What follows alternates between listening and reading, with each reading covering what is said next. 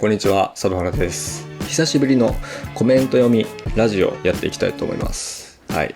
意外とね、なんか僕のリアルの友達から謎に好評で友達がやってるやつ見んのちょっと恥ずいけどなみたいな、そういう気持ちもあるんですけど、自信持ってやっていきたいと思います。で、今回も、内容としては、コメント読んだり、しつつ、僕のね近況とか、次の計画、今まで出した動画を、振り返ったりとか、ちょっとねなんか小物を紹介したりとか、そういったこともねしようかなと思ってます。それでは早速ね、冒頭の、コメント読みちょっと読んでいきたいと思います。ちょっと最近ですねあんまりコメント見れてなくて、正直1個目にちょうどいいやつねえかな。直近出した動画のコメント読もうかな。僕がメインで使ってる、グラスホッパーというね22リッターのザックがあって、ちょっと詳細なレビューを、自分なりにねやってみたんですけど、いくつかピックアップして、読んでいきたいと思います。クリッキッシュさん、はい、ありがとうございます。ボトムポケットの、グーコーは行動食などのパッケージゴミをしまう穴だと思って使ってます。大きな開口部にゴミを戻すと行動食を取り出す時に一緒にゴミを落としてしまうけれど、グーコーからゴミを突っ込むと一番奥に収まるため、確かに行動食は取り出しやすいまま自宅までゴミを持ち帰られるという解釈をしています。偽装拡張、偽装拡張の可能性といい向き合って楽しくなっていきそうなザックですねとのことで、ありがとうございます。実際どうなんですかね。メーカー的な意図としては謎だなって結構思ってて、あんま調べたこともなかったんですけど、ボトムポケット、メインのね手を突っ込むところと反対側の端っこにちっちゃい穴がね開いてるんですよね。これパランテのザックとかも開いてて、これ何のあれなんだろうなって僕は思ってたんですけど、はい、確かにゴミをねそっからしまうっていうのは確かに理にかなってるというかね、使い勝手は全然良さそうだなと思いますね。ありがとうございます。続いて、同じ動画で、サムさん、形状や構造からは UL 特有の機能美を感じないなと思った。憶測だが装備を突き詰めた UL 配下を試すようなものなのか、従来の UL バックパックの課題提出的なものなのか、また軽量化の極致における UL ギアからの解放という思想を体現しているのかとのことで、ロマンがあっていいギアだと思います。はい、ありがとうございます。僕もですね、この動画内でいろいろね、ああでもないこうでもないってね、考えたりもねしてるんですけど、実際ねそこまではなんていうんですかね、考えられてるのかなっていうのはそうですね、これでもいいんじゃねみたいなノリで作ってるところはあるのかなって個人的にはね思ったりしてます。そこまでね形状的にどうとか考えてないみたいな。 UL 特有の機能美を感じないな。機能美っていうか、機能は排除してるなーっていう印象はありますね。でも僕のメドフィジックスの印象としてはすごいメーカーっぽいね印象があんまないんで、そういう意味では UL ギアからの解放と書かれてるんですけど、そもそも UL 自体が市場のね過保護な、機能を押していく業界への反発的なところもあると思うので、一応そういう雰囲気があっていいザックだなと思って買ったんですけど、今時といえば今時っぽいギアにも見えるし、上級者っぽく使おうと思えば使えるみたいなのが楽しいなって僕は、この新しい動画を通して感じましたね。ありがとうございます。はい、続いて流行の流れだと思います。22リットルなら思ったより重くなりますが、バッグが腰の下に下がる現象を防ぐことができません。私たちはある程度見た目と機能性のバランスを取ろうとしますが、このバッグはむしろ見た目重視だと感じますとのことで、そうですね、流行の流れっていうのはやっぱりあるかなと思うんですけど、ウルトラライトにおいて言うと結構高機能寄りのザックがすごい出てきてて、市場が今はすごく大きくなってるなってすごく感じるんですよね。そうなってくると、市場にある、メーカーが提示する安全性とか機能性を謳って、消費を促していくっていう流れがあると思うんですけど、そこに対する反発が、また来るっていうので、グラスホッパーは割と、そういう、こんなでもいいでしょみたいな、そういうアプローチなのかなって個人的には感じたりしてます。そうなんですよね。最近のザック結構充実感増してる感じありますよね。はい、海外の方からまた、コメントいただいてます。このパックとその用途を発見した経緯についてのよくできたビデオエッセイでした。最初は京都トレイルのオーバーナイトビデオでこれを使用したことにとても驚きました。こんなに控えめなバッグがオーバーナイトハイキングに必要な全てのものを運べるなんて信じられませんでした。今ではこのパックの機能は標準的なデイパック以上の用途に適していることが分かっていますが、メインスペースが22リッターと限られているため、持ち物とパッキング方法を選ばざるを得ません。このパックについてのあなたの深い考察をとても楽しんでいました。新しく購入したテントについても同様のものを期待しています。ありがとうございます。ハイパーライトのシェルターから乗り換えたことに驚きました。ラジオのエピソードの一つで新しいセットアップに移行した理由を話していたのは知っていますが、もっと詳しく聞きたいです。また、ダーストンの機材についてのご意見や、ご自身で彼の機材を試したことがある方、あるいは試したことのある方をご存知でしたらお聞かせください。素晴らしいコンテンツをこれからも楽しみにしています。とのことで、ありがとうございます。僕、ダーストンはちょっとね、使ったことないですね。結構見かけますね、でも。日本のテント場とかでも。すごい見かけますね。ロゴが、ハイパーライトに似てるじゃないですか。あのテント、ハイパーライトあんなんあったっけと思って近づくとダーストンなんですよ、大体。あんま知らないな、ダーストン。でもなんか、2パーソンのテント使ってる人多いかなっていう印象はありますね。そうですね。グラスホッパー22リッターなんで、夏山だったらいけるかなと思うんですけど、秋冬のオーバーナイトは結構厳しい。どうですかね。秋ぐらいだったらいけるか。冬になってきたらちょっと厳しいかなっていう風に感じてますね。ハイパーライトのシェルターから新しい MLD のソロミッドプロに変えたんですけど、そこの話についてってことですけど、そのセットアップに移行した理由、そうですね。前話したのが全てかな。はい、ありがとうございます。体積調整が不可能な欠点をバッグの中の空きスペースを寝袋の体積調整パッキンに置き換えるという考えがとても新しいですね。新しく購入したバックパックを見て真剣に映像を視聴しました。詳しい紹介とレビューありがとうございますとのことで。そうですね。このレビューに関しては、僕なりの考えをね、喋ってるだけなんで、結構無理やりなんですよね。こうやったらうまいこと使えるかなみたいな感じでね、喋ってはいるんですけど、全体的に僕の主観だったりとかがあって、それで作ってるビデオだったんで、思いのほかなんていうんですかね、肯定的な意見が多くて、嬉しい反面、もっとね、それは違うでしょうみたいなこともね、言われるかなとは思ってたんですけど、はい、たくさんのコメントありがとうございます。僕のね、近況報告みたいなのをしたいんですけど、もう何もしてなくてずっとね、僕ね、家でね、その仕事してるんですけど、もうね、日の光をね、浴びなさすぎて、ハイカーなのに、ちょっと元気がないんです、最近。なのでね、山もね、行けてなくて、さすがにやばいぞってことで、散歩とかから始めて、自分をね、取り戻す感じになってるんですけど、なので今回はこの後、次行く山、ちょっとね、当たりはつけてるんですけど、軽くね、ルートを決めるみたいなのをね、この動画内で、やってみようかなって思ってます。で、はい、夏本番ってことなんで、この辺で僕の、今日のギアのコーナーじゃないですけど、日焼け対策だったりとか、あと先日ね、提供品をいただきまして、2点ほど。それもね、紹介しようかなって。これね、UL ギアのね、ブランドじゃないんですけど、ミーンズワイルさんってところからいくつか商品をいただきました。これは別に紹介してくれって言われたわけじゃないんですけど、これね、まだ開けてないんですよね。これ DCF のセンスなんですよね。これすごくないこれ。熱いわ、ここ。はい。こういうね、DCF のセンス。これかっこいいよ。ね。あともう一個もらってて、この傘っすね。これもまだ開いてないんだよな。かっこいいけど。あれだな、普通の傘だな、サイズが。俺普通の傘使うの久しぶりだわ。ボコンってなっちゃったよ。クソデカだな、これ。俺何をやってんだ一人で。はい、ミーンズワイルさんからねいただいた、この2点なんですけど、そうですね、僕は日常使いねし続けるかって言われたらね怪しいところですけど、ミニマリスト的な部分があるんで僕。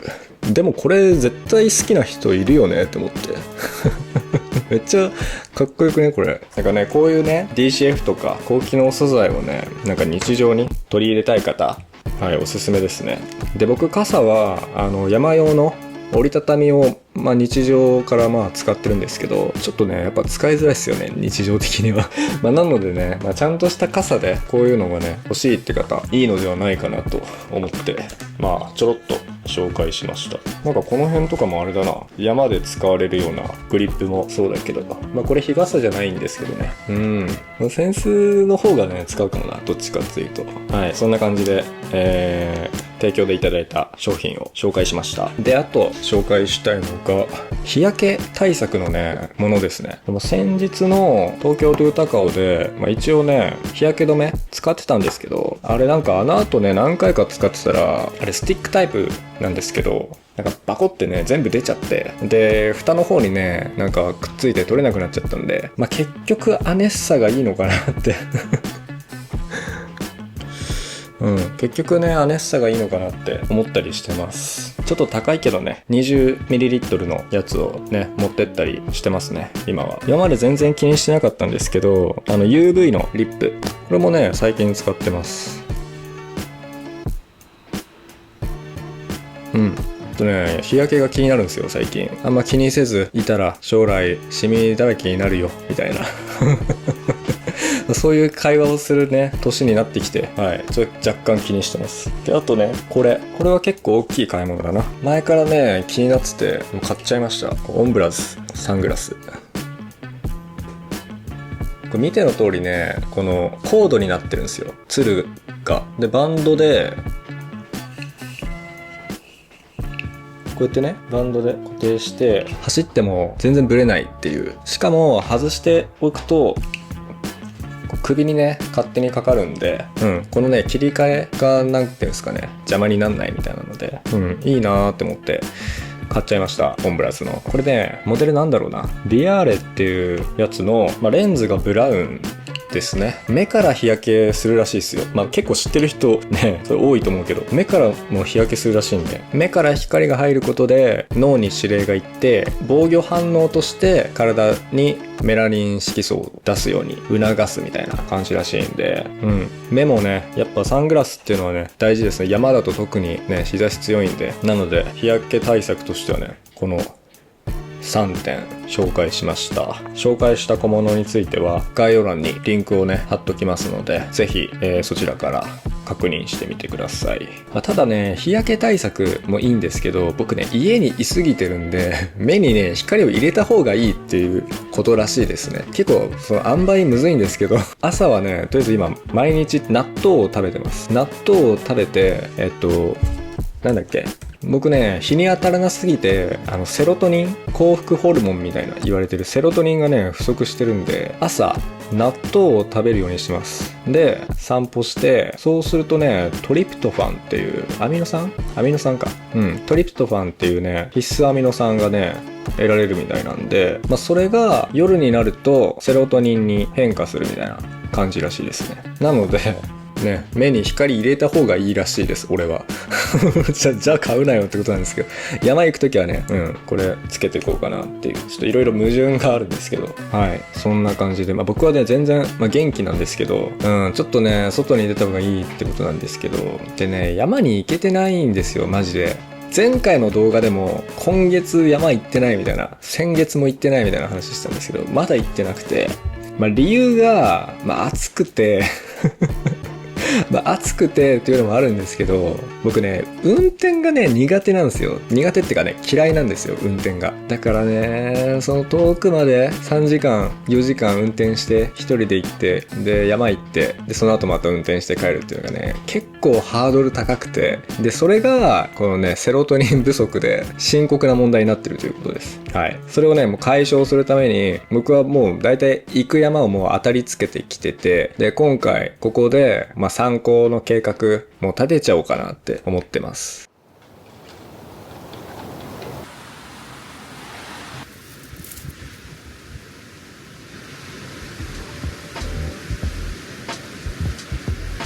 で僕が今行こうと思ってる山が白馬岳です。百名山だよね。白馬岳2932メートル、日本百名山、長野県。結構遠いかな、場所的には結構遠いんじゃないかな。白馬岳。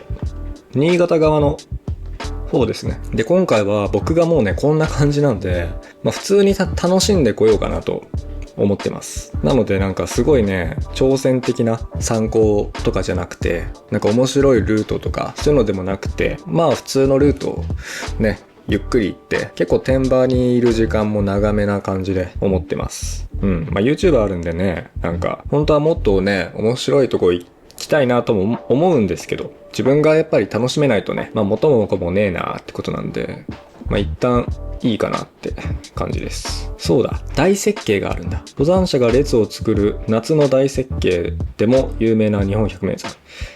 ずーっと雪が残ってるとこがあるんですよね。特別天然記念物にも指定されている高山植物のお花畑に魅了される。俺がか。俺ちょっと魅了されてきます。山頂からは、白馬三山、立山連峰などの大パノラマ。僕なんかこんなね、ウルトラライトマガジンとかやってますけど、あんまり山多分ね、数行ってないと思いますので、初めて行くんですよ。一応2泊3日行こうかなみたいな感じで思ってて、で、今作ってる計画が、今予定してる計画が、距離20キロ、上り下りが、1840メートルぐらい。で、一応3日間で20キロってことなんで、だいぶ、ゆったりした感じになるのかな。でもちょっとこの計画あれだな、今見ると、歩かなすぎるな。一応ね、僕ね、友達にビバンを見ろって言われてるんで、その天場でビバンを見ようかなって思って、一応今この計画になってるんですけど。1日目が、津賀池のロープウェイから始まって、白馬大池山荘。ここが宿泊地ですね。で、上り655だけ。3時間。でも、早朝からね、4時くらいに車出て、ね、だいぶ運転してるんで、1日目これでもいいかなって感じで思ってるんですけど。で、2日目が7時に起きてじゃねえわ。6時ぐらいに起きて、7時に出て、ゆっくりめで3時間40分、6.1 キロ。休憩入れてないんでね。でも正直3時間ぐらいだったら休憩なしでもいけそうだけど。で、山荘出発して、白馬岳頂上宿舎テント場。ここに宿泊しますと。で、3日目が、1日目と2日目の道のりを全部戻るって感じですね。それで10キロ歩いて帰ると。でもほとんど下りなんで、全然余裕かなって思ってます。大雪渓ってどこにあんの？白馬岳。大雪渓って俺通るのかな？ちょっとまだね、全然調べてなくてね。白馬岳があって、大雪渓ってこっちか。じゃあ違う方じゃん。猿倉。そっちからだったら大雪渓があるのか。今大雪渓もいいか。雪山行ったし、もう雪あってもね、そんな嬉しいわけでもないんだよな。いいか、大雪渓は。じゃあチェーンスパとかはいらないって感じになるのかな。普通にこれって楽しいのかな、みんな見て。なるほど。大雪渓はトンナイっぽいですね。一応モデルコースとかも見てみようかな。この猿倉から入るのが大雪渓を通るコースだな。周回コース15キロ。15はちょっとな。20くらいは欲しいな。いや、綺麗だね。この池がさ、坪池かな。なんだっけ。めっちゃ綺麗やん。行くの大変だから、でもワープしていきてえな。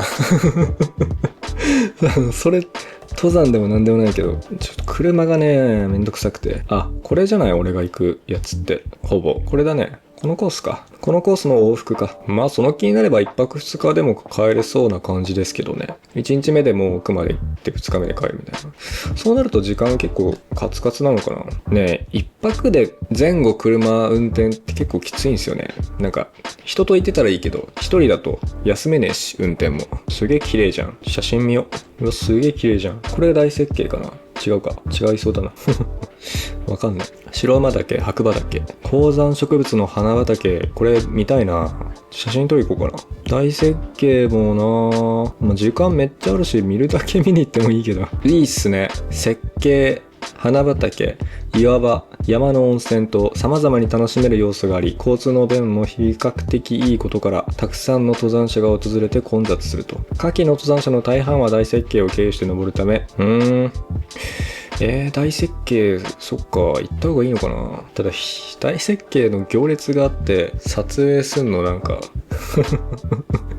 はずいしな。上から見下ろして写真でも撮ろうかな。大設計。ちょっと考えときます。ただ、どっちにしろ、そうだな。コース的には大設計通んない方になるんじゃないかな。でもここスタートで逆にこう行って、ここの山荘までの往復回りか。車ってちゃんと通れんのかな。大設計。乗鞍岳まで行って、ピストンで帰ると。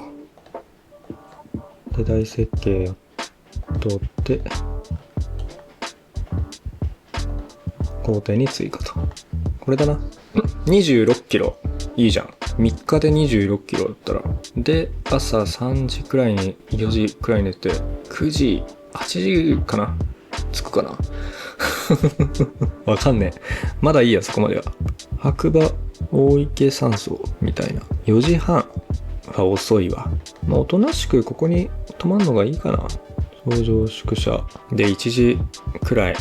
ペース俺早いから、ペースね、そんなでも急がないで行くとしても、130、でも撮影するからな。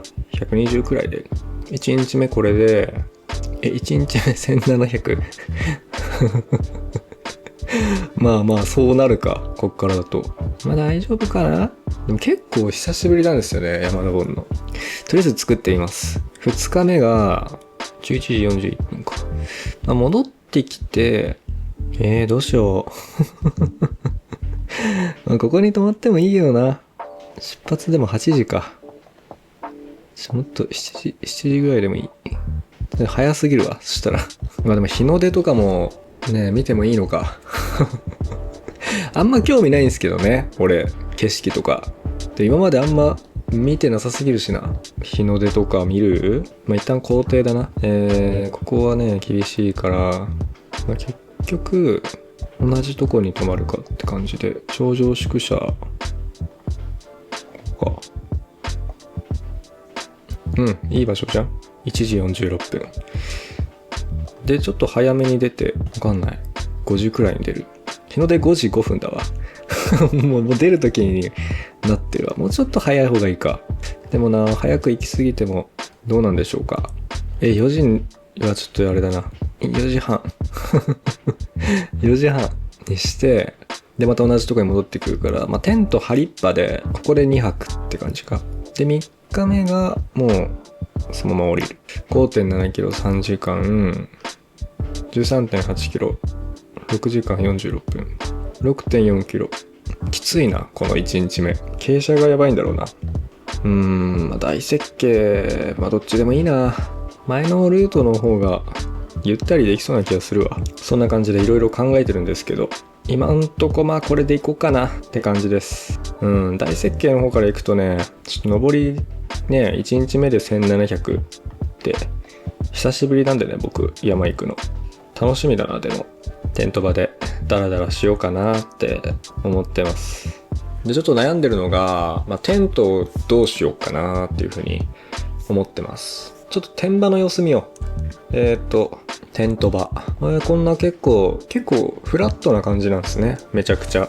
結構なんもないっていうか、星がめっちゃ見えそうだな、本当に。めっちゃ張りやすそう。すげえ綺麗じゃん。テントどうしようかな。気持ち的にはね、フロアレスで行きたいなっていう気持ちもあるんですけど、やっぱ2泊するっていうので、あと工程があんま辛くないから、重いものを持ってってもね、いいのかなっていう感じで、2人用のドームで行くか、新しく買ったフロアレスで行くか、ちょっとね、悩んでます。よりね、ゆっくりできるのはやっぱり2人用のドームなんですけど、自立式の。ただね、新しいテントまだ張ってねえから、そっちもね、気になるんですよ。でも一応今回はゆっくりして、リラクゼーション的な感じで行って、で、またその次の参考の時は、もっと攻めた感じで行こうかなって思ってるんで、現時点ではドーム型の方で行こうかなってうっすら考えてます。もう一個の方も見てみよう。なんだっけ、白馬岳頂上宿舎。なんか雨降りそうだしね、雰囲気。わかんないけど日によるだろうけど、ちょっと違うかな。もっと攻めた感じの時だったら、雨降っても結構気合入ってれば対処したりとかもね、経験として楽しいと思うんですけど、ちょっとリラックスしたい前提で行くんで、あんま頑張りたくないわ。自立型のテントで行くと思います、今んとこ。なんかペグとかは刺さんなそうだしこっちいやでも楽しみだな。花畑、すげえじゃん。高山植物ね、調べていったら楽しいかもな。はい、ちょっとね、こんな感じで今んとこ考えております。ちょっとここからは、最近の動画をね、振り返ってみようかなと思ってます。あとちょっとコメントも読んでみようかな。振り返りですね。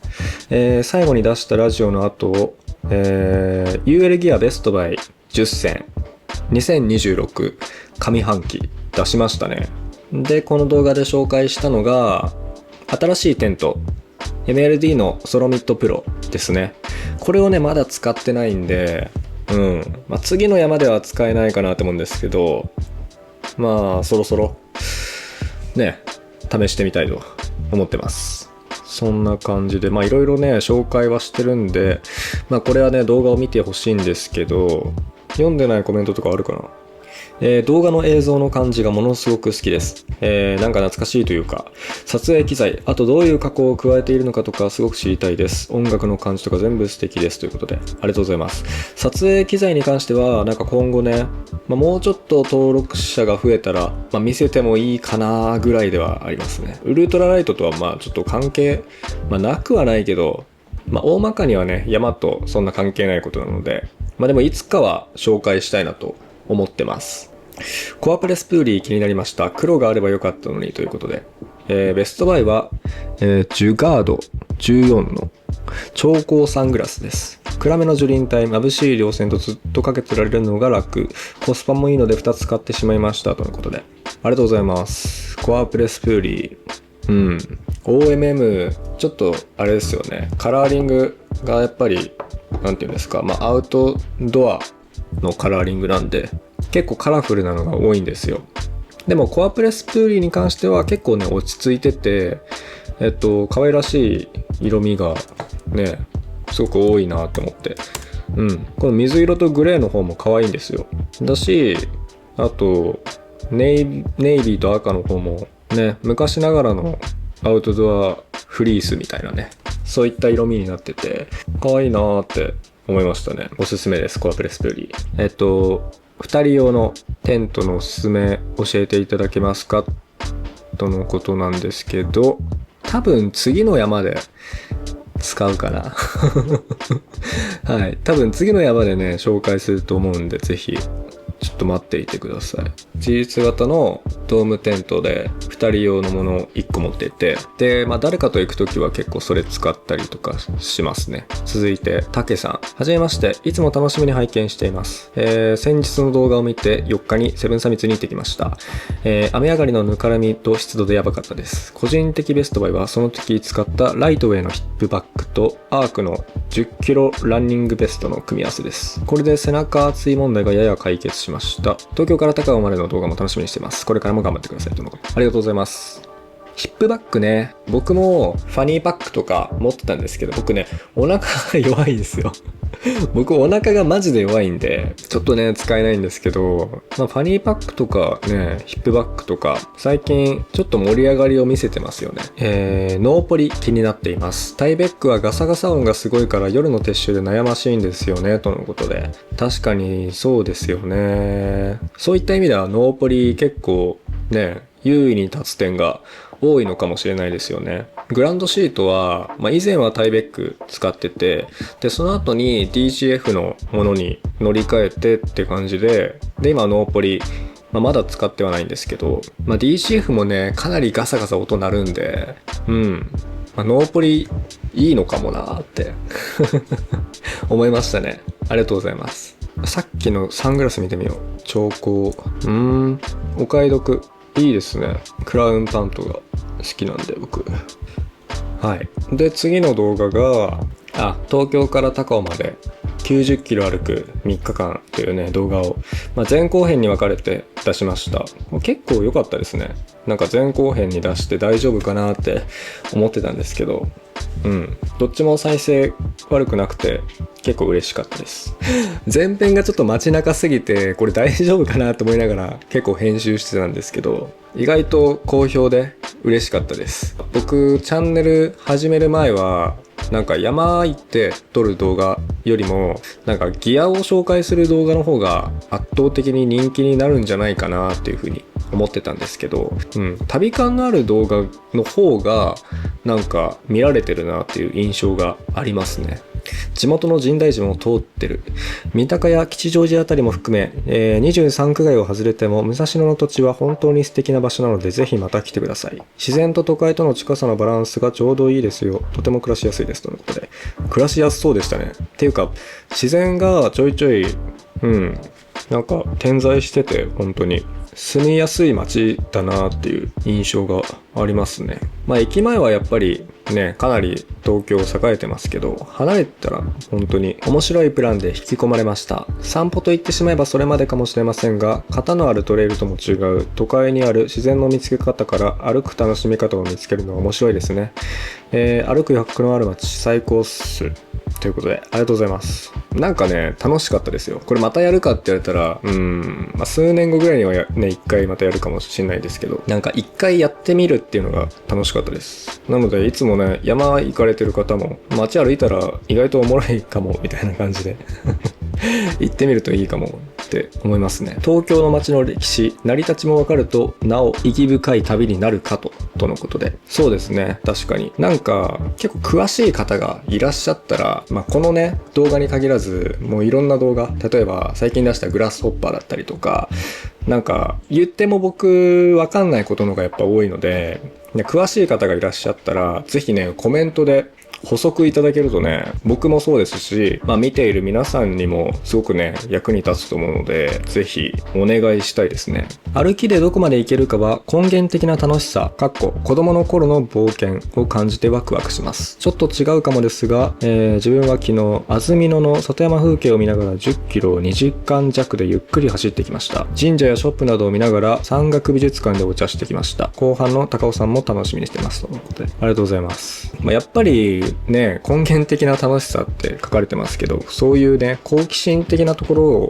大事にしていきたいですよね。山に行く時もいつも行ってるしまた行こうとかいう感じで、なんかルーティーンとして行くというよりかは毎回ちょっと何かワクワクする、そういうね感覚で山に行きたいなって僕は思ってます。1日目が東京駅から吉祥寺まで歩いたんですけど、その時は僕は楽しかったんですけど、すごくね動画が不安でしたね。なんもねえって思って、新宿御苑とかねやってたらよかったんですけどね、植物温室があるんでやってなくて、だから本当に東京駅から新宿渋谷あたりまで何にもなくて、で代々木公園とかは寄ったけどみたいな。東京駅を出て、で平日の朝なんで本当にビジネス街なんですよね。サラリーマンの方がすごく多くいらっしゃって、神保町とか、四谷とかそういうのを歩いていくんですけど、スタートがビジネス街で原宿とかそっち方面に行って商業地区ですよね。でそこから郊外の方に流れていくっていうので、街の様相がちょっとずつ違うんですよ。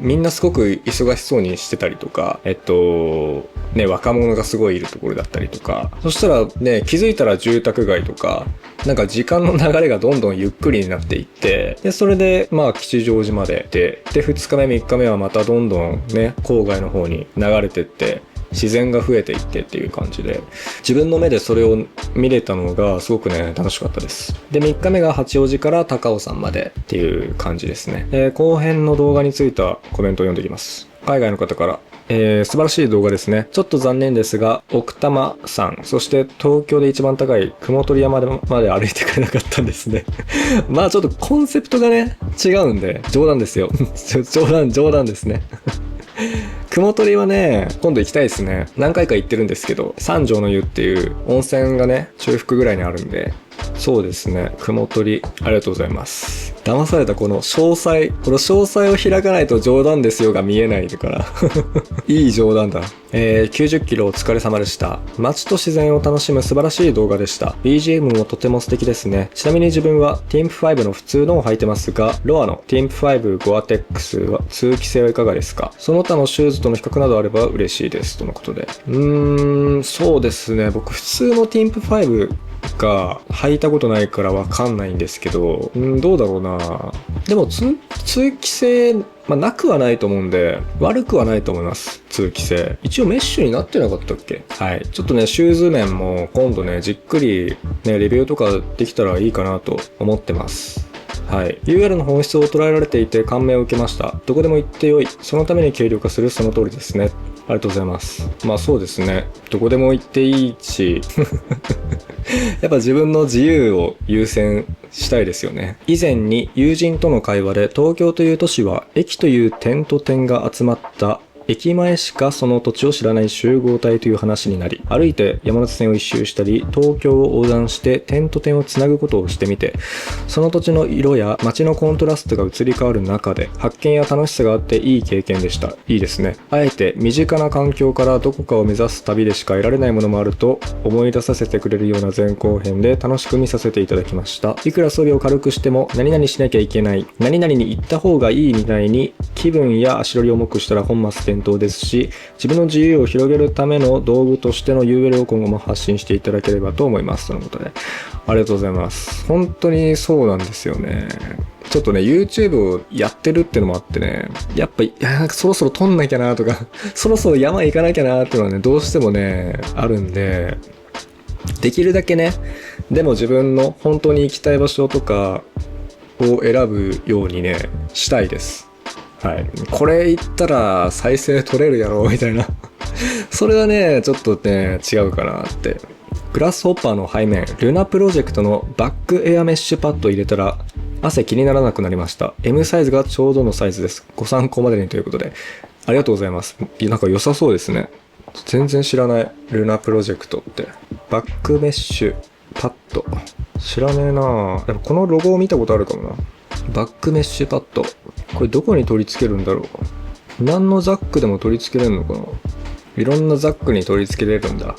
前編から初めて拝見しました。動画に出てくる道がどこもいい道だなと思って、どのようにルートを決められたのか気になります。どうやって行くんだろうとマップで調べたのですが、公園を経由地にするだけだとただの最短ルートになってしまいとのことで。結構ね、長いルート作んの、はい、いろいろね、調べて、やり方は、あるはあったんですけど、一応 Google のマイマップっていうので作ることができます。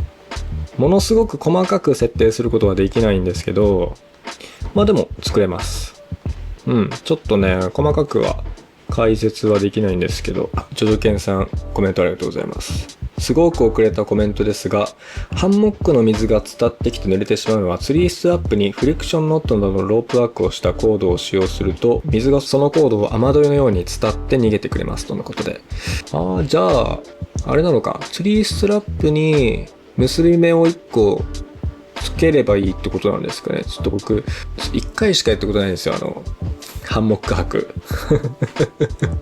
だし、僕全体的になんていうんですかね、もう一人でやってるんで、情報交換とかもね、あんましてないんでね、知らないこと多いんですね。おめこんなことを知らないのかよってもしかしたらね、思われる方もね、結構いるかなと思うんですけど、そういう時はね、ちょっとコメントでぜひ教えていただけるとね、助かります。そんな感じで、はい、いろいろなコメントありがとうございます。で、今後の予定としては、一応白馬岳行こうかなって思ってるのと、あとは、クッカーを使わないで、食事をする方法を紹介する動画みたいなのをね、ちょっと考えてます。はい。まずはね、白馬岳行って、僕はちょっとゆったり楽しんでこようかなと思ってます。今後の予定としてはそんな感じですね。で、現状ですね、僕のチャンネルが今、7000人ぐらいになりました。ありがとうございます。最近ちょっと急ぎ足で来たっていうのもあって、今月ちょっとね、だいぶ僕ゆっくりになっちゃってるんですけど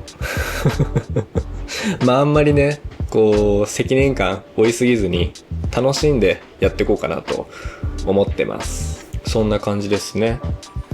僕最近レイ・ジャーディンのビヨンドバックパッキングを読んでるんですけど